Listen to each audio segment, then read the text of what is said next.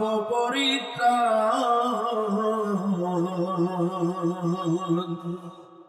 কোন জমিনের মাটি আমার হবে গোরস্থান। কোন জমিনের মাটি আমার হবে গোরস্থান। কারায় আমায় গোসল দিবে, কে আনিবে কাফন।